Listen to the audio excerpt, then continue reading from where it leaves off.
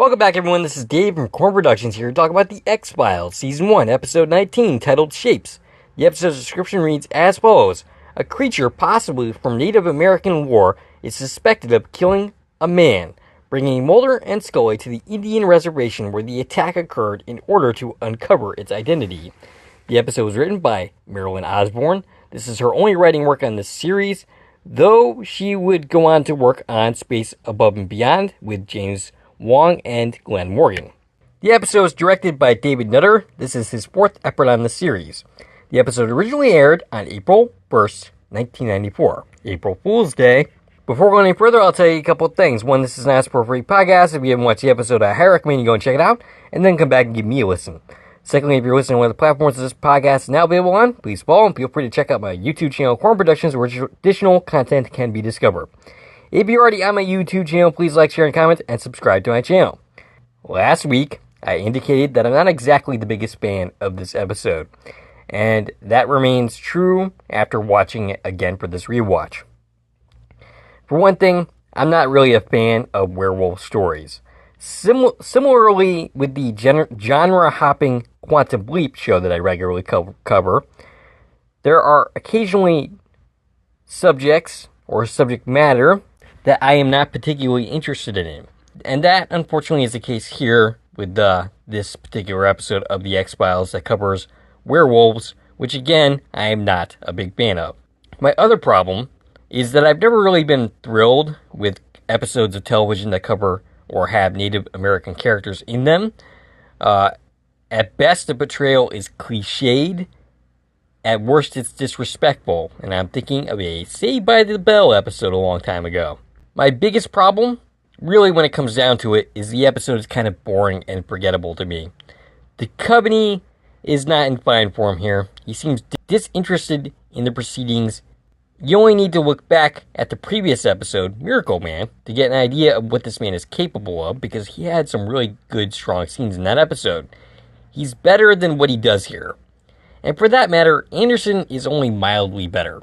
And there are some brutally bad performances from the guest cast as well. I'm not quite giving this episode the 3-minute treatment, but I'm also going to be giving scenes a short shift, a compromise, if you will. The episode begins with 3 men at night with guns. One of the men is attacked, and the other, the Sam Elliott lookalike, shoots what he thinks is an animal. But he looks again, and it's a man laying there dead. Oops. And credits. When we come back, Sam Elliott lookalike is in some legal trouble because of shooting a Native American who he insists looked like an animal before he shot him. But he's got a bit of a war going on with the Native Americans around him, so his excuses don't seem all that plausible. This is Jim Parker, played by Donnelly Rhodes, 166 credits for him, including Tron Legacy, 30 episodes of Battlestar Galactica, and 1 episode of Smallville, and Sliders apiece. Lyle Parker is played by Ty Miller, 21 credits for him, including Growing Pains, Highway to Heaven, and 21 episodes of Without a Trace. The agents investigate. Scully thinks this is an open and shut case, and is surprised that Mulder even agreed to participate. They go and look for Sheriff Takani, played by Michael Horse, who Duchovny previously worked with on Twin Peaks. A native says he smelled Mulder a mile away, and Mulder says, "They told me that even though my deodorant is made for a woman, it's strong enough for a man." And Internet Movie Database says he's referring to Procter & Gamble's secret woman's deodorant. The tagline, "Strong enough for a man, but made for a woman," was first used in 1972. It was still widely used well into the late 90s. It is one of the most well-known advertising taglines and was frequently parodied and adapted for other situations. And I'm pretty familiar with this tagline. I do remember those commercials, even from when I was a kid. And I was pretty much convinced that they still used that tagline for their products now. They meet Gwen, who is the sister of the person that is killed. She's played by Renee Morceau, and she is pretty bad in this episode. This is a pretty brutal performance for her. She also appears in Anasazi. That'd be the second season finale. I'm not even sure that I'm really pronouncing that right, but I don't really remember her her appearance there, so perhaps she is better in that episode. The sheriff seems hostile and uncooperative. That's per usual in this series. This is nothing new. The dead person they examined had seemingly also been attacked by an animal. Mulder wants to perform an autopsy, but the sheriff won't let him do it, which is due to the beliefs of the Native Americans involved. Scully says Mulder has been unsurprised by all the evidence they found so far, and he reveals it's because of the very first X-Files commissioned by J. Edgar Hoover himself in 1947 with similar attacks, and they were reoccurring attacks during several different years. Scully thinks this is because of a mental health condition called lycanthropy, which is really quite amusing, as I had a short on that mental health condition at one point. And I'm just going to cut to the quick here. Mulder believes this has something to do with werewolves, and Scully very much does not. You know, the usual. We see the Native American funeral, no idea if any of it's even accurate. Lyle ends up crashing the party. He seems remorseful for what happened, but of course he's not exactly welcomed here by the natives.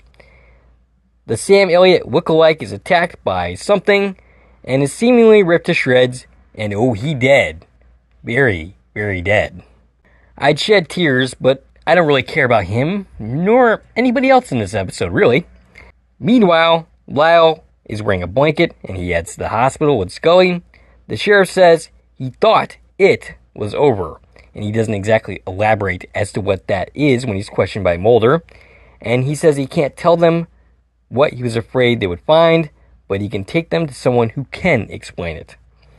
Lyle is told that his father is dead by Scully, and although he says words like he cares, he expresses remorse, he certainly doesn't act like it, because this actor is also not very good in this episode. A Native American dude tells Mulder specifically, that he senses Mulder is more open to Native American beliefs than even most Native Americans. The dude believes that these people are being attacked by the Manitou. You get attacked by one of these things, and then you find yourself transforming into it. Internet Movie Database says the word Manitou doesn't specifically mean werewolf in Algonquin, but more broadly signifies a spirit being that is both tangible and conceptual. Everything has its own Manitou, even a machine. I am not totally clear on what that means, but if that means something to you, but I hope that means something to you, the person who's listening to this. This leads to a conclusion where Lyle is taken home by Scully. He gets sick. All of a sudden, Scully is attacked. The creature gets shot, and it turns back into Lyle. And that's pretty much where the episode ends. And basically, the sister of the person who got killed in the beginning goes into hiding, and we don't exactly know what happens to her. And yeah, like I said, yawn. Basically, this is not a very good episode. It's basically I just kind of find it boring. Most of the fandom, I think, is with me. I don't think this has a very good reputation. But the next episode, the good news is, we're going to be covering Darkness Falls, which is another classic episode of the series. That one also is not universally loved exactly by the fandom, but I happen to have a high appreciation for it, and I'm looking forward to talking about it. I think we have, 5 episodes left. 3 of them, I think, are pretty solid. We got Darkness Falls, Tombs, and of course the finale.